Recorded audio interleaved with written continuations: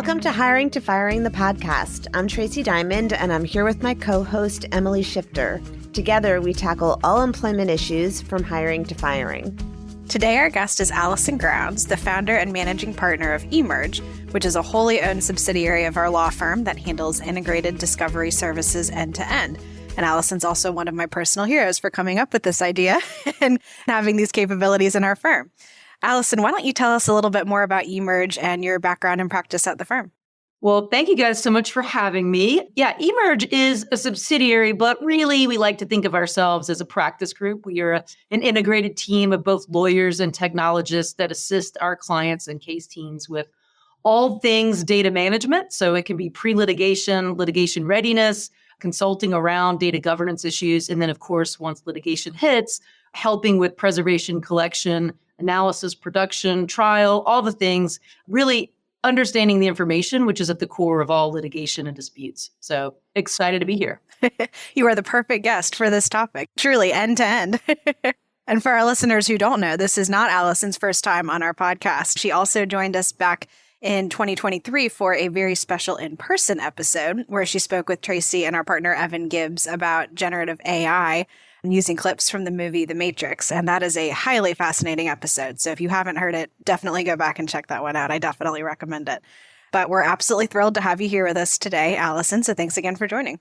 Well, thanks for having me. You guys are the best. All right. Well, let's get into it then. So any employer who's been involved in litigation is likely familiar with the sometimes dreaded phase of a lawsuit known as, quote, discovery, and particularly these days, eDiscovery. But as a refresher, and for those of our listeners lucky enough to have never had the experience of going to the dentist, oops, I meant discovery, what is discovery and eDiscovery? Well, Tracey, my cocktail party version of this answer when my aunts ask me what it is I do for a living. Discovery is the phase of any litigation that's required by the rules. And in the American system, the thought is more information is better. And discovery is the opportunity to exchange information between adversaries to really get to the merits of the case. So it may be information related to claims or defenses. And in these days, most of that discovery process involves exchanging data, documents, emails, communications, all the fun stuff. And discovery also comes up in non-litigation and government subpoenas or investigations. And a lot of these same concepts play out in other areas like due diligence. It's interesting. I've had a lot of clients who are surprised sometimes when we're dealing with like EEOC charge or a state agency and they have these very long requests for information and they say, do I really have to answer these? And we might be able to push back, but the answer is generally yes. So I think that's a great point that it's not always just, once the lawsuit is filed. It's definitely broader than I think those that have not been through the journey. As you say, Tracey, going to the dentist, I think there's a presumption that it's a more narrowed, exploratory. You assume, for example, if you're watching TV, I know we're going to have some great clips from movies where we see that it's more than that. But until you guys found these wonderful clips, most people's idea around litigation and discovery would be that it's a fairly narrow exercise. And I think probably one of the most common surprises for companies new to the process is how invasive it is and how broad the rules have been worded to potentially implicate sources you might not expect, and erring on the side of inclusion in many instances. And certainly in recent years, because of the massive explosion of data and the expense associated with having to sift through all that stuff to find what really matters, the rules and case law have sort of been revised to think about things like proportionality, but it still is pretty unwelcomely shocking to most people how invasive this process can sometimes be. So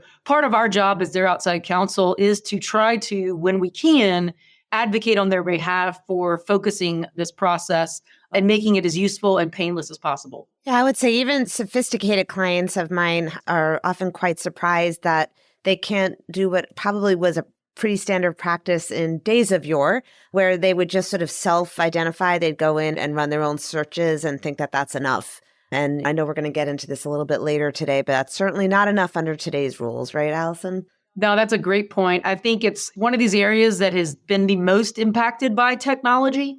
And I know I'm not supposed to use brand names here, but I think this term has become ubiquitous, is courts, I would say, think that you can just run a Google search, right? That they think you can just type in a magic word and find information. So I think sometimes, not all courts, we have some wonderful courts out there that are very thoughtful about discovery, but sometimes people oversimplify and don't realize how complicated it can be and haven't necessarily modified their workflows for discovery to address new complicated sources. And I think because of that, and because unfortunately bad facts make bad law, there were enough instances where self-selection and self-collection were deficient. And so now there's a little bit more of an expectation that it's going to be more like a business process, and you're going to be able to document how you arrived at that universe in an objective way and be able to defend that, because it's just too easy to miss things with so much information these days. I think that's a good segue into our first clip. So as you previewed, we always use some sort of pop culture reference to guide our conversation. And today we decided to take some inspiration from some of our favorite TV show lawyers. So we've got legal clips from Better Call Saul, Suits, and The Good Wife coming up ahead to help us illustrate some of these points and best practices and some pitfalls. So starting off with Better Call Saul, a legal drama that is a spinoff from or prequel to, many may know it, the popular TV show Breaking Bad. And when people think about discovery, we've talked a little bit already about how the volume of it might surprise people. But I think even backing up from there, I think people sometimes forget about the electronic piece. I think people more commonly tend to think about stacks of boxes in a conference room, just filled with documents. Is that still true, Emily? Do people in 2025 still think about it as paper? I mean, I saw that you guys previewed that you were going to say that. And I thought, really? Are there people that really still think discovery is paper? I'm guessing I hear the sarcasm in your voice, Alison. No, I wonder from your perspective, is that something people still think about as paper? I think it depends on the client. I think the smaller clients are still pretty paper focused, and the larger clients are maybe more electronically based than in previous decades, maybe. And the type of case, I think, too, because I think sometimes if you've got somebody who's working in a manufacturing facility and they're just one single plaintiff type case, the client's thinking, well, there can't be much electronic, right? Like they're not sending emails, they don't have a company cell phone, but they may not be thinking about other parts of the employment life cycle that are relevant if they keep personnel files electronically, things like that. So I think it depends. But hopefully most of our esteemed listeners are well aware that it's more than just boxes in a conference room. But in this clip that we'll play next, the main characters from Better Call Saul, Jimmy McGill, who's better known as Saul Goodman, and his brother Chuck, are bringing a class action lawsuit against an assisted living facility. And they are dealing with a classic document dump, which just involves being inundated with boxes and boxes of paper, lots of documents from the opposing team as a tactic just to make their case prep harder. So let's listen in. The hell's all this? There was delivery while you were in court. But Schweikert and Coakley sent this? What is it? They served interrogatories on each class representative. This box is deposition notices, documents calling into question the mental health of many of our elderly clients, attempting to stop the class from being certified on the grounds they're not competent to file. Oh, this is just the beginning. They're going to continue this document dump until we're drowning in paperwork.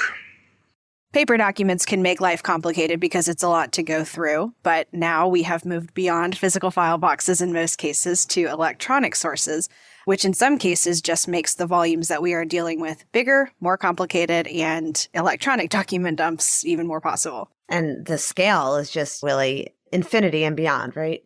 Alison, what are some of the key things to know about discovery of electronic information?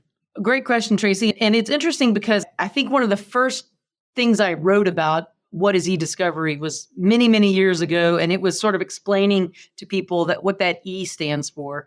And electronic is really everything we do these days. It's very rare that information is being generated. What I say to people sometimes when they say, well, they used to, I don't hear it that often anymore. I don't think my case involves eDiscovery. Are you guys using typewriters to create documents? Because most information is generated electronically. So whether that's a communication or these days, you're seeing obviously the increased use of collaboration spaces and Zoom and Teams, messaging applications, even social media has now become a way to communicate with Facebook Messenger and tools like that. So it's really the volume, type, nature, format is constantly evolving. And we're seeing that increase, and it's a chase to keep up with that. Most of this technology is not designed to be discovered in litigation. So understanding what may be available, how to preserve it, how to collect it, how to analyze it, even the word document. I mean, if you're a real eDiscovery nerd like me, one of my think tanks had an entire webinar on what is a document in 2025? What does that look like? It's no longer a piece of paper in a file folder. Is it just a Word document, or is it the zip file that has all the things included in it? If you're having a Slack conversation, is it everything that was said in the last 24 hours or just things on a certain topic? So it's an interesting topic. And certainly in your space, the labor and employment space, is it badge swipes? Is it audit logs of when you were working on your machine, when you logged in and when you logged out? Is it video surveillance? If you're on a manufacturing line, there's a lot more cameras happening here and AI being used for things like ensuring safety that could also be relevant in other contexts in litigation. So it's definitely an expanded universe that is expanding daily. I was trying to think for you if I had like the most interesting source that I discovered in the last few weeks. And I think mostly for me, it's just there's always a new application. Oh, the kids, they always find a new tool to use, and people are trying to stay engaged and connected. And it's definitely an ever evolving universe of data for us to discover. One thing that you and I have been talking about, Alison, is the advent of AI being used to summarize and spit back outlines of meetings and all those new tools where AI is involved and how that is creating new pieces of evidence, just the outlines themselves, and are they accurate, and are there any privilege issues? A whole host of new issues that are arising with just that one tool. Oh yeah, just yesterday, I am in a case where there are some discovery disputes, and my adverse party noted in some of the documents that had been produced a reference to meeting summaries. And they, of course, said, those look interesting. Can we get those? It looks like we want something from this particular meeting. So I definitely think it's one of the biggest areas of data management consulting we're doing right now is questions around how did we deploy these very useful productivity tools? They can record a meeting, they can summarize it, they can give us action items.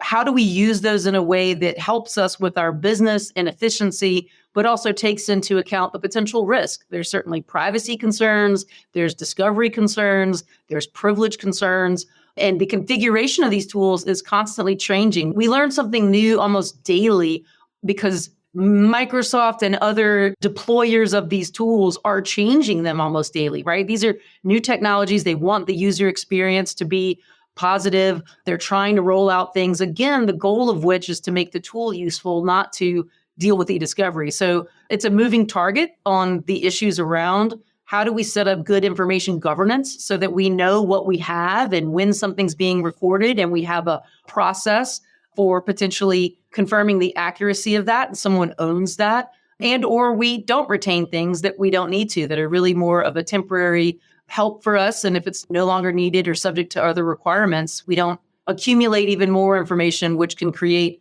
it's just an unnecessary storage and burden on businesses. Well, moving on from the types of documents and what is a document and data covered, your great point about what are we storing and do we need to store things? What obligations does a company, or in our case, usually an employer, have once litigation begins to make sure that they have their arms around all the data and information that the other side might request or that they might need?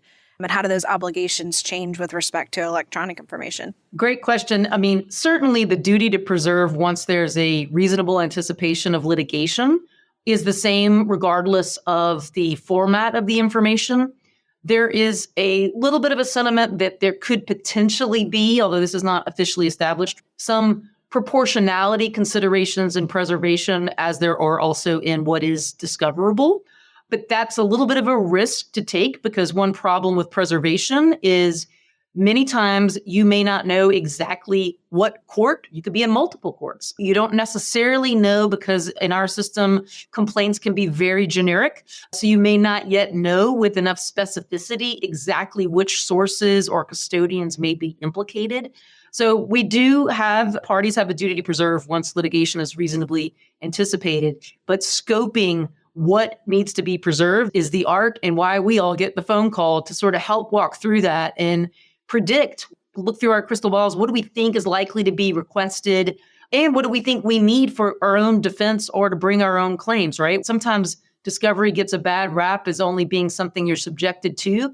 It can also be something that gives you a litigation advantage. Who has more information, who knows the facts sooner and can bring either a good proposal to the table or have an advantage in the litigation. So I think that duty to preserve, which is making sure you don't dispose of things that might be relevant, whether it's intentional, certainly not, we hope not. And also, even if it's just part of your routine disposition, that has to be suspended. Another concern with these sources is that they are frequently collaboration sources or AI summaries or drafts. These are things that aren't retained very long because they don't really have a business value. And that's totally appropriate if there's no regulatory reason to do so. However, once litigation is triggered and there's a duty to preserve, you need to promptly have a process in place to find and preserve those sources that may go away quickly. And that's very hard to do on the fly, which is why we're spending a lot of our time advising clients on how to have a proactive plan in advance for if litigation arises. How do we find these sources and preserve them? As you were talking, it made me really think about instances I've had through the years with video surveillance and how employers tend to tape over that fairly frequently. And they get taped over before they even realize that they may need to hold on to it because the employee maybe gets terminated a couple of months later, or the employee is terminated, but by the time he or she actually grieves the termination, it's now a couple of months down the road. And then that great video surveillance that you had, the gotcha moment, is now gone and can't be found again. Yes. The most common sources that we see that are at highest risk of loss are, yes, video surveillance, because it takes so much space, right? It's full video and sound. And so it doesn't make sense to keep that around. And the reason you're doing it is usually for safety reasons or security reasons. So if an incident hasn't occurred within a day, there's no reason to keep it around. So you see that with video recordings. You also see with personal devices when employees leave, mobile devices, laptops, anyone that's working for a business where they're allowed to use their own device.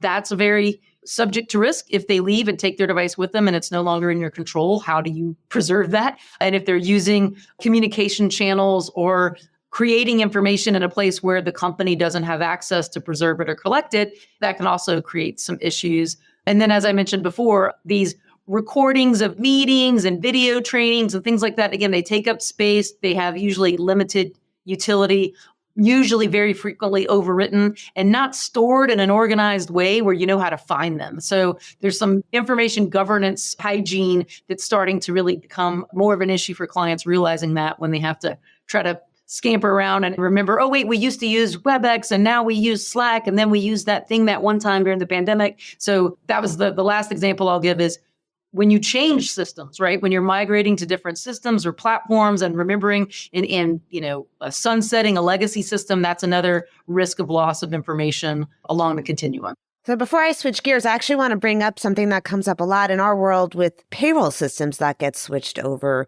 And I found that employers have had issues where the payroll company won't actually preserve the data and won't actually even give the employer the payroll data from historically.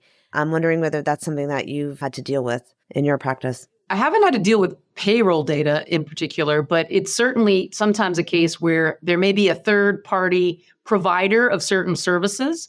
And again, that upfront agreement with what they are required to do is an interesting thing to look into because they have their own data retention and information governance policies. And again, like everybody else, they're not usually accustomed to building their systems around litigation. So sometimes that can actually be very time consuming and cost prohibitive for them to have to do that. So they take a hard line so that they're not in the business of providing litigation documents and they can do their other job. But I'm not surprised that that could potentially happen. We certainly have seen that in other instances. And if you don't have custody or control, it may not be an issue. But if you've outsourced a core function to a third party and you can't get access, I think a court might not be sympathetic to that. I've had that come up before with clients, and I've also had things like badge swipe data or login data where they think, well, of course our vendor is keeping it for us and will give it to us. And then they don't realize until the litigation hold goes out or the discovery request comes in.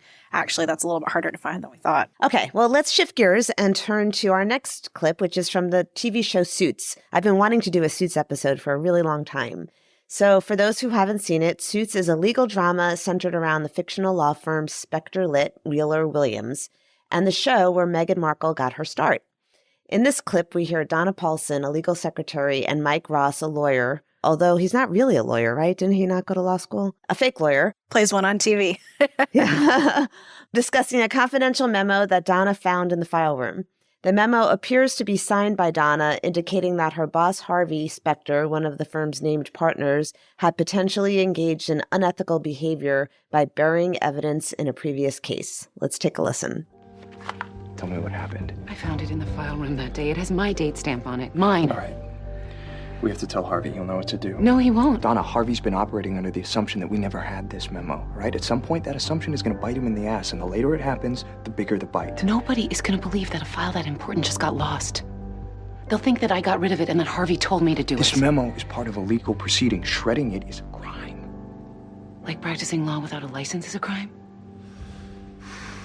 Unlike you, I didn't do this on purpose, and I am protecting Harvey the best way that I know how. Alison Holt is going to figure out what happened. And when she does, her priority's not going to be protecting you or Harvey. It's going to be protecting the firm. You might be comfortable putting Harvey in that position, but I'm not. So either you tell him, or I will. So Donna decides to shred the memo, destroying it to protect Harvey, which later leads to her dismissal from the firm.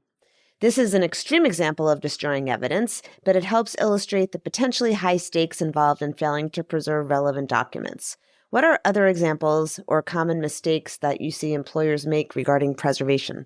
I think one of the most common mistakes is assuming something is preserved. Oh, we save everything. That's a common mistake. And there was a time for many clients where that was 80% possibly true, but it's definitely not true now when there's so much information being created. Lots of sources, like we mentioned earlier, would be subject to routine overwrite or deletion just for good data hygiene. So I think a common mistake is assuming something is preserved when it's not. Another mistake is, to me, I think of the eDiscovery process and preservation, collection, review, production. It's a process, and it takes a lot of different people working and collaborating together. So another common mistake I see employers make is just a failure to communicate, a drop off of the baton, if you will. So maybe the in-house lawyer thinks something's being preserved, but the IT person whose job is to manually flip a switch just didn't do it. And there's not a business process or a workflow to have that be confirmed. And so it makes it a little bit more challenging to do that. I also see a common mistake in the preservation piece in that not every client needs to have this because they may not be subject to a lot of litigation, but the integration between the legal hold, the communication, and the legal hold, which is the process by which the data is preserved, may not be as seamless as it needs to be. And that means that the communication may be going out, but not enough is happening on the back end to ensure that those preservation obligations are being met. That could be that the IT department needs to take some steps or the legal department. And for many of my clients, it's multiple people. So there's just a lot of room for error because it may be that a paralegal is sending the hold and applying a hold to certain data sources where it's a little bit easier to do so. And other sources need to be preserved by IT. And yet a third needs to be preserved by the third-party company managing your security cameras, right? So those examples that we just gave. So I see that as a common mistake that leads to issues. The other piece is failing to update your preservation obligations. So like we said earlier, in the beginning of a case, you have a good idea, but not necessarily a lot of specificity around the claims. If it's a labor and employment case, there's typically some common things that happen, but you may not realize that someone changed jobs and their manager for just 2 months was someone different. And you realize that as you proceed. Being sure to go back and revisit the hold as the case proceeds is something a lot of times people forget to do. On my team, we try to send, that's my New Year's Day email to my whole team, like, have you checked the children? Have you checked your legal hold? Touch base with your case teams. Have they been refreshed recently? Compare your legal hold to any initial disclosures or requests for production or information you've learned during discovery, just to make sure that you have expanded that. The obligation is not perfection, but reasonableness. But you want to be able to keep revisiting that to make sure that you've expanded the hold as necessary. So I guess if I were giving my top list, it would be making sure you have a good process, that the stakeholders are connected, and that you supplement when you need to. I think that's such a good point because I know I have some clients who say, okay, we've got our standard template litigation hold. We send it out to everybody, check, and that's done. And I think you're right. There is so many ways that communication can be, it can fail or the baton can be dropped. all documents relevant to this employee, might be a bullet point. And what does that mean? And we haven't gone through what the sources are. Or a manager says, hey, we were actually using this new app for, communication off cycle. Right. It's a whole new source. And then the allegations in the case change and you don't update it. So I think that's definitely something that I've seen play out in practice, is not having a good process in place.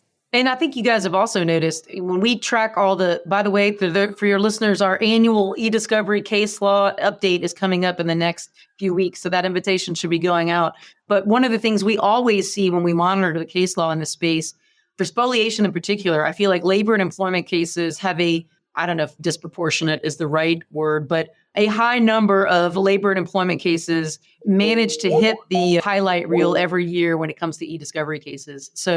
And I think that's partly because on both ends of the spectrum, sometimes individual litigants are less familiar with the sophisticated obligations and they don't realize they have to preserve social media and their personal device, or it conveniently falls into the ocean or whatever. So you see a lot of those kinds of cases, and you see sanctions, obviously, for failure to preserve. So you talked about eDiscovery being a process, and we've kind of covered what might be relevant and how you preserve it. What comes next once you've got your arms around, here's what we think is the relevant universe? We like to combine figuring out the relevant universe with collection. It's a little bit more efficient. We used to find that when we just asked people to help us identify what they needed and we gave them a survey, they were not always aware of where their information sat and weren't able to necessarily answer that question so well. So we love when we can to combine a client interview with a collection. We've got the ability to do that on our team. We can send out a collection drive or collect it on site via the cloud immediately, so that we're combining learning about the case with collecting the information. That's not always ideal or allowed or perfect in some cases, but when we can do that.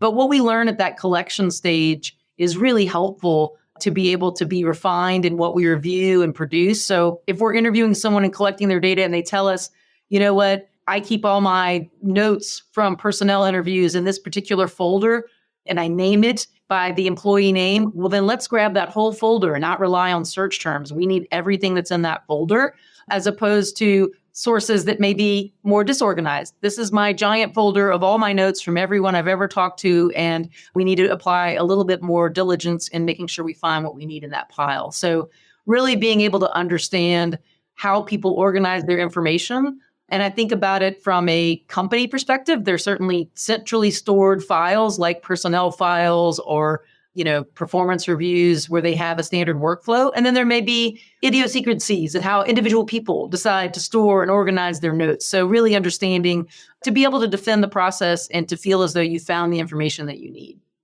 So searches through big volumes of electronic data can be complicated, as Alison has been demonstrating for us, and as illustrated by our next clip from the legal drama The Good Wife. In this clip, attorney Alicia Florek joins forces with Lewis Canning, played by Michael J. Fox, to defend a website against accusations of racial profiling.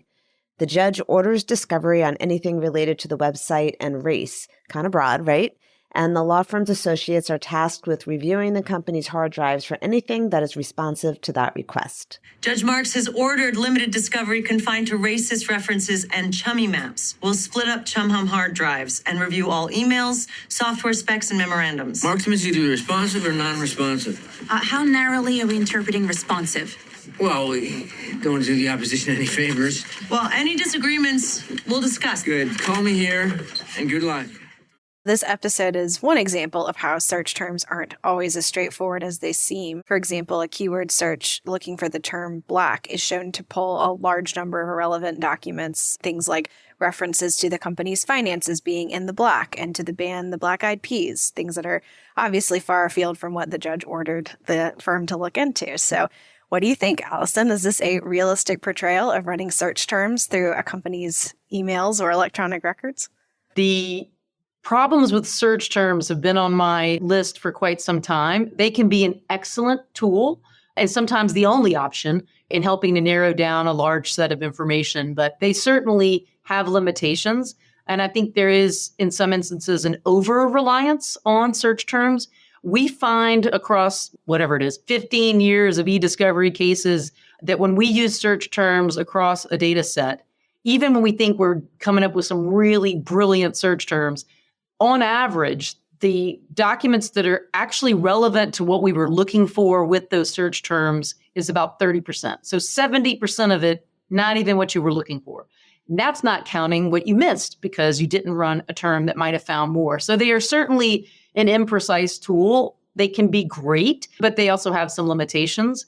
And it also depends on what you're using to run the searches. So some of our clients, and more so now than ever, a lot of the technology has evolved to have a little bit better searching capabilities before you collect the data. But we've seen some opinions from special masters and others really criticizing if the search wasn't run in a tool that is properly indexing the data and it doesn't give you hit counts. So again, it really depends on the nature of your case and the amount of controversy, the benefits and risks of the different technologies that might be best suited to find the information that you need. The example I gave earlier, there may be things where search terms are completely irrelevant. It's a targeted collection of a designated folder or system where, I've got a lot of insurance clients and you can look up the claim number and export the claim file. So I don't need to necessarily run the claim number across all the computers in the company, but not everyone is as sophisticated about how this happens. So really being able to defend your search methodology, hopefully so that it never comes into question and you can feel confident about finding what you were looking for. But if and when it does become a dispute, being able to explain why you had a reasonable inquiry and you believe and feel confident in the information that you've located and produced. So, of course, these days, what everybody's talking about is the use of AI in eDiscovery. And that is a really big topic that really deserves its own podcast, which we've done already, and I think we're going to do again. But in 30 seconds or less, Alison, which is totally unfair, what are some of the pros and cons of the use of AI in this space? Well, you certainly have the use of AI creating discoverable information, which is its own separate question. And then you've got the use of AI to help manage the eDiscovery process. And I would say there are far more pros than cons. We've mentioned already the vast amount of data and data sources, the potential risks of using search terms and the imprecision of that. I would also say the most expensive part of this journey is the actual attorney review of documents. We have rolled out and started testing AI. AI has been used for document review for a long time. We're one of the first practices to use it because it was a problem that needed a solution with so much data volumes. But generative AI solutions for document review were some of the first to actually be deployed and used in the legal space. And we are actively using these on cases. And it's pretty impressive to see. You can use it for document review, and it explains its reasoning as to why it believes information may be relevant to particular issues. It can also be used for helping with deposition summaries and fact development and creating key events and timelines. So I think AI easily is the most impactful on the discovery and litigation process. And of course, it's impacting every practice as well. But very exciting use cases that we're seeing improving not just the speed, but the accuracy of the analysis we're doing on documents. In many cases, but especially we see it in our L&E world, we often have the complicating factor of employees are using their personal devices for work. So how does that change the eDiscovery proposition when you're dealing with a device that's not the company's? It's a problem. It can create more issues. And there's some courts, if you go to some of my conferences, it used to be a semi-legitimate objection to say it's not in our control, it's on the personal device. Courts have started to say, though, if you, the company, are getting the benefit of not having to pay for these devices and you're allowing your employees to use them, then you also have the responsibility of having some way to preserve and collect data from those sources if and when litigation arises. In other words, you can't sort of pretend that you have no access by allowing the use of personal devices. So it's really a question of what policies are around that, what steps have you taken? And even with a personal device, if you're accessing an application like Teams, that can still be centrally stored on the company's side of things so they can still preserve and collect. So being thoughtful about which tools you're allowing your employees to use, enforcing those policies, and being able to defend why you feel confident that you found what you need is usually a big part of this. And of course, we're seeing more complications, not just with the device, but the applications on the device. It's not as easy as you would think to get into everybody's personal information, which is a good thing. And so if they have a phone and they're not a willing participant, it's kind of hard to get to that data. Even if they're willing and able, some of the applications they may be using to communicate and chat and collaborate and share things are constantly changing. We have to always update our software and hardware to be able to grab this information off of devices. And so that can create some delays and challenges as well, especially if the custodian has left the company and taken their device with them and maybe hasn't been very cooperative in what's happening. Or the employee that conveniently forgets their password and didn't back up to the iCloud, or the employee that really is giving you a hard time about their feeling that their privacy is being invaded. I think the comment you made about policies and making sure employees are aware of their responsibilities, that the use of their own device is really a privilege in this sense, not a right, goes a long way to help with that. Well, this has been a super interesting conversation. Alison, as always, thank you so much for joining us. And thank you to our listeners. I hope this was helpful in thinking through all of the many complicated issues involved in the eDiscovery world. Check out our blogs and listen to our other podcast episodes. Drop us a line. Tell us what you think. Thanks so much.